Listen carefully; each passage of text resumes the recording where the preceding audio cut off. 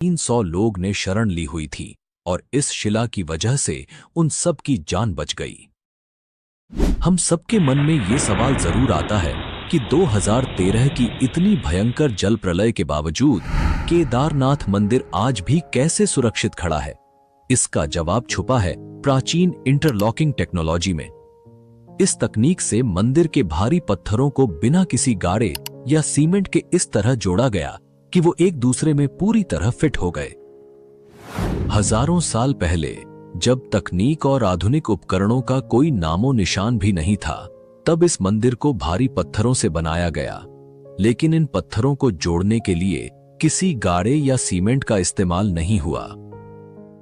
प्राचीन भारतीय कारीगरों ने पत्थरों को इस प्रकार तराशा कि वो एक दूसरे में एकदम सटीक तरीके से लॉक हो जाते थे। इस तकनीक ने मंदिर को प्राकृतिक आपदाओं से बचाया है, चाहे वो भूकंप हो, भारी हिमपात हो या फिर बाढ़। 2013 की भयंकर बाढ़ के दौरान जब पूरा क्षेत्र तबाह हो गया था, फिर भी केदारनाथ मंदिर पूरी तरह सुरक्षित रहा। यही नहीं, इस मंदिर की दीवारें आज भी वैसे ही खड़ी हैं जैसे सदियों पहले थीं। ये इंटरलॉकिंग तकनीक ही थी जिसने पत्थरों को इतना मजबूत बना दिया कि उन्हें कोई आपदा हिला नहीं सकी। एक ऐसी तकनीक जो आज भी वैज्ञानिकों को चौंका रही है।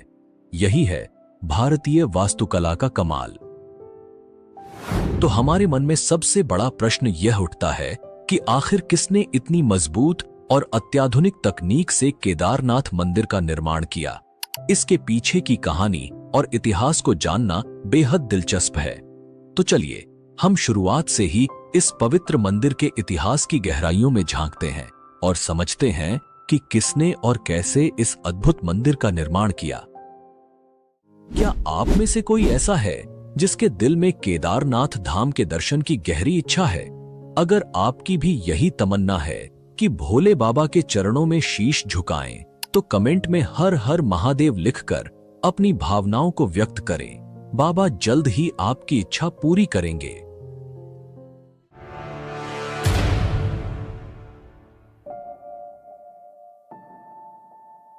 केदारनाथ मंदिर का निर्माण अत्यंत रहस्यमय और प्राचीन माना जाता है। यह मंदिर न केवल धार्मिक दृष्टि से महत्वपूर्ण है, बल्कि इसके निर्माण के साथ जुड़ी पौराणिक कथाएं इस स्थल को और भी अधिक अलौकिक और रहस्यमयी बनाती हैं। इसमें हम 3 कथा पर बात करेंगे, जिसमें सबसे प्रसिद्ध कथा है महाभारत की। तो आइए जानते हैं इस मंदिर के निर्माण के बारे में। धार्मिक ग्रंथों में वर्णित कथा के अनुसार महाभारत के युद्ध में विजय प्राप्त करने के बाद युधिष्ठिर को हस्तिनापुर का राजा घोषित किया गया। लगभग 4 धार्मिक ग्रंथों में वर्णित कथा के अनुसार महाभारत के युद्ध में विजय प्राप्त करने के बाद युधिष्ठिर को हस्तिनापुर का राजा घोषित किया गया।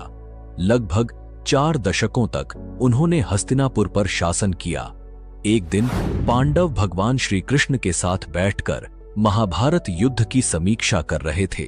उस समय पांडवों ने श्री कृष्ण से कहा, हे नारायण, हम भाइयों पर अपने बंधु बांधवों और गुरुजनों की हत्या का कलंक है। इस कलंक को कैसे मिटाया जाए? श्री कृष्ण ने उत्तर दिया, भले ही तुमने युद्ध में विजय प्राप्त की हो, लेकिन तुमने अपने बंधु बांधवों का वध किया है और इसके कारण तुम पाप के भागी बने हो। इन पापों से मुक्ति सिर्फ महादेव ही दिला सकते हैं। इसलिए अब समय आ गया है कि तुम महादेव की शरण में जाओ। इसके बाद श्री कृष्ण द्वारका लौट गए और पांडव पापों से मुक्ति के लिए चिंतित रहने लगे। उसी दौरान पांडवों को खबर मिली कि भगवान श्री कृष्ण ने अपना देह त्याग दिया है। इस दुखद समाचार ने पांडवों को झकझोर दिया। अब जब उनके सदा के सहायक कृष्ण भी नहीं रहे, पांडवों ने अपने राज्य परीक्षित को सौंप दिया और द्रौपदी सहित भगवान शिव की तलाश में निकल पड़े। सबसे पहले पांडव काशी पहुंचे, लेकिन वहां भोलेनाथ के दर्शन नहीं हुए। वे कई अन्य स्थानों पर भी गए, परंतु जहां भी पांडव पहुंचते, शिव जी वहां से चले जाते। इस खोज में वे एक दिन हिमालय तक आ पहुंचे। तब भगवान शिव ने पांडवों को आता देख नंदी का रूप धारण कर लिया और पशुओं के झुंड में चले गए। भगवान शिव को पाने के लिए भीम ने एक योजना बनाई। उन्होंने विशाल रूप धारण कर अपने पैर केदार पर्वत के दोनों ओर फैला दिए ताकि कोई भी पशु उनके पैरों के बीच से निकल सके। लेकिन नंदी रूपी भगवान शिव ने ऐसा नहीं किया। तभी भीम ने नंदी को पहचान लिया और पकड़ने का प्रयास किया, लेकिन शिवजी धरती में समाने लगे। भीम ने उनका पिछला हिस्सा पकड़ लिया। भगवान शिव पांडवों की भक्ति से प्रसन्न हुए और उन्हें दर्शन देकर उनके पापों से मुक्त कर दिया। तभी से भगवान शिव यहाँ नंदी की पीठ के रूप में पूजे जाते हैं। इसी वजह से केदारनाथ का शिवलिंग बाकी शिवलिंगों से अलग है। ऐसा कहा जाता है कि जब भगवान शिव ने पांडवों को उनके पापों से मुक्त किया और उनका प्रायश्चित स्वीकार किया, तब पांडवों ने केदारनाथ मंदिर का निर्माण करवाया। यह भी कहा जाता है कि भगवान शिव का शरीर पृथ्वी के अलग अलग हिस्सों में प्रकट हुआ, जिससे पंच केदार की उत्पत्ति हुई। भगवान शिव का मुख नेपाल के पशुपतिनाथ मंदिर में, भुजाएं तुंगनाथ में, मुख रुद्रनाथ में, नाभि मदमहेश्वर में और जटाएं कल्पेश्वर में प्रकट हुई। यही 5 स्थान पंच केदार के रूप में पूजित हैं। केदारनाथ को पंच केदार में सबसे प्रमुख माना जाता है, क्योंकि यहां भगवान शिव के पीठ रूप की पूजा की जाती है। अगर आप पंच केदार के बारे में एक विस्तृत डॉक्यूमेंट्री देखना चाहते हैं तो कमेंट में हमें जरूर बताएं। हम आपको अगली डॉक्यूमेंट्री में इस रहस्यमयी यात्रा पर जरूर ले चलेंगे। केदारनाथ मंदिर निर्माण का दूसरा सबसे पुराना और महत्वपूर्ण पौराणिक संदर्भ भगवान विष्णु के अवतार नर नारायण ऋषि की तपस्या से जुड़ा हुआ है। शिव पुराण की कोटिरुद्र संहिता में उल्लेख है कि बद्रीवन में भगवान विष्णु के अवतार नर नारायण पार्थिव शिवलिंग बनाकर उनकी पूजा करते थे। कहते हैं कि नर नारायण की घोर तपस्या से प्रसन्न होकर भगवान शिव उनके सामने प्रकट हुए और उनसे वरदान मांगने को कहा। नर नारायण ने भगवान शिव से प्रार्थना की कि वे इस पवित्र स्थान पर सदैव ज्योतिर्लिंग के रूप में निवास करें, ताकि सभी भक्त उन्हें साक्षात देख सकें।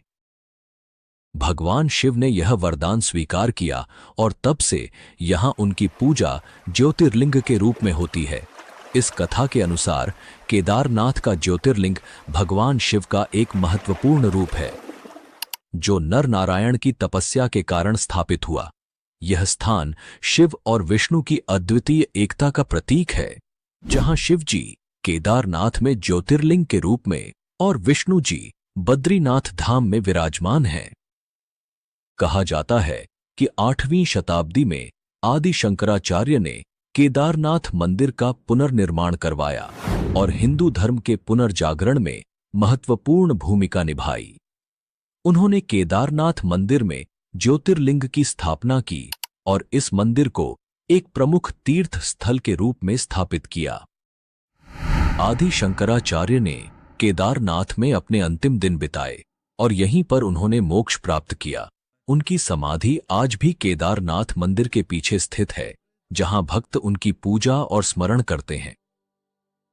हाल के प्रमुख इतिहासकार डॉक्टर शिव प्रसाद डबराल का मानना है कि शैव संप्रदाय के अनुयायी आदि शंकराचार्य और उनके छात्रों के आने से बहुत पहले इस क्षेत्र में सक्रिय थे। इस मान्यता के आधार पर यह संभव है कि मंदिर की प्राचीनता को सटीक रूप से निर्धारित करना मुश्किल हो, खासकर जब पाली या ब्राह्मी भाषा में लिखी गई लिपि को अब तक पूरी तरह पढ़ा नहीं जा सका है। मध्य प्रदेश के ग्वालियर राज्य में पाए गए एक पत्थर के शिलालेख से यह पुष्टि होती है कि मालवा के राजा भोज, जिन्होंने 1077 से 1099 ईस्वी तक शासन किया था, वो केदारनाथ मंदिर के निर्माण के लिए जिम्मेदार थे। इस दावे का समर्थन एपिग्राफिया इंडिका खंड 1 नामक ग्रंथ से भी होता है। यह शिलालेख एक महत्वपूर्ण प्रमाण है जो राजा भोज के समय के दौरान मंदिर के निर्माण का संकेत देता है। साल 1882 में लिखे गए हिमालयन गजेटियर के अनुसार केदारनाथ मंदिर का एक बड़ा हिस्सा पत्थर से निर्मित है, जिसमें सोने का मुलम्मा चढ़ा हुआ एक टॉवर गर्भगृह की छत पर मौजूद है।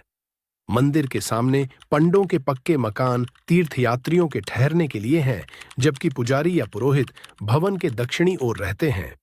इस विवरण के अनुसार मंदिर का वर्तमान ढांचा अपेक्षाकृत नया है, जबकि पुराना भवन गिरकर नष्ट हो चुका था। आपको क्या लगता है, केदारनाथ मंदिर कितने साल पुराना हो सकता है और इसका निर्माण किसने करवाया होगा? आपकी राय कमेंट करके हमें जरूर बताएं, ताकि आपके तर्क और विचार भी लोग देख